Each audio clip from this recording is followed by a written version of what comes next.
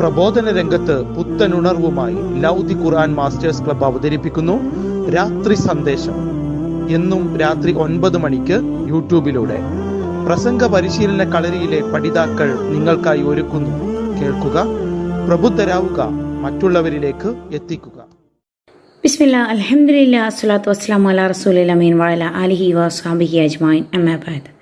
റബ്ബി ഇശ്റഹ് ലി സദ്രി വയസ്സിർ ലി അംരി വഹ്ലുൽ ഉഖ്ദതം മിൻ ലിസാനി യഫ്ഖഹു ഖൗലി. എന്നെ ശബ്ദം ശ്രവിക്കുന്ന മാന്യ ശ്രോതാക്കളെ, അസ്സലാമു അലൈക്കും വറഹ്മത്തുള്ളാഹി.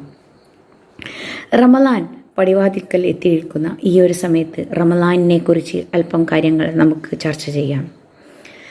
റമളാൻ എന്ന് കേൾക്കുമ്പോൾ തന്നെ അതിൻ്റെ പ്രാധാന്യം നമ്മിലേക്ക് വിളിച്ചോതുകയാണ്. കേൾക്കുമ്പോൾ തന്നെ നമുക്ക് ഓർമ്മ വരുന്നത് നോമ്പായിരിക്കും. അതെ, നബി സല്ലല്ലാഹു അലൈഹി വസല്ലമ പറയുന്നത്, അൽ ഇസ്ലാമു അൻ തശ്ഹദു അല്ലാ ഇലാഹ ഇല്ലല്ലാഹ് വ അന്ന മുഹമ്മദർ റസൂലുള്ളാഹ് വ തുഖീമസ് സ്വലാത്ത് വ തുഅത്തിസ് സകാത്ത് വ തസൂമ റമളാൻ വ തഹജ്ജൽ ബൈത ഇൻ ഇസ്തതഅത ഇലൈഹി സബീല. അതെ, ഇസ്ലാം എന്ന് പറഞ്ഞതിൽ നാലാമത്തെ കാര്യമായിട്ട് നബി സല്ലല്ലാഹു അലൈഹി വസല്ലമ നമുക്ക് എണ്ണിത്തന്നത് റമളാൻ മാസത്തെ നോമ്പാണ്. അതെ, നോമ്പ് നോൽക്കുക എന്നതാണ് റമളാൻ എന്ന് കേൾക്കുമ്പോഴേക്ക് നമുക്ക് മനസ്സിലേക്ക് ഓർമ്മ വരുന്നത്.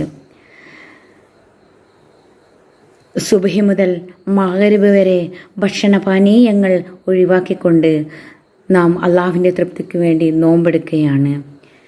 ഭക്ഷണം ഒഴിവാക്കിയത് കൊണ്ട് മാത്രം ഒരാളുടെ നോമ്പ് അത് സ്വീകാര്യമാവുകയില്ല.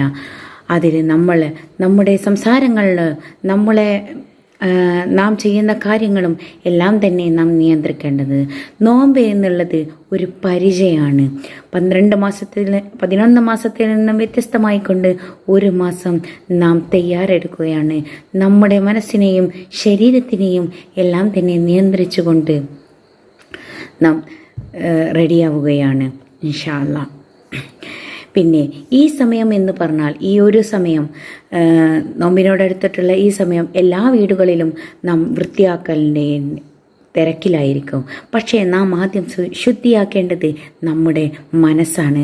നമ്മുടെ മനസ്സ് മറ്റുള്ളവർക്ക് വേണ്ടി വിട്ടുവീഴ്ച നൽകുകയും അവർക്ക് പുറത്തു കൊടുക്കുകയും ചെയ്തുകൊണ്ട് നാം നമ്മുടെ മനസ്സിനെ ശുദ്ധിയാക്കേണ്ടതുണ്ട്. അതുപോലെ തന്നെ ഈ റമളാനിൻ്റെ പ്രാധാന്യം എന്താണ്? റമളാനിൻ്റെ പ്രാധാന്യം എന്താണെന്ന് ചോദിച്ചാൽ, പരിശുദ്ധ ഖുർആൻ ഇറങ്ങിയ മാസമാണ്. ഇന്നാ അൻസൽനാഹു ഫീ ലൈലത്തുൽ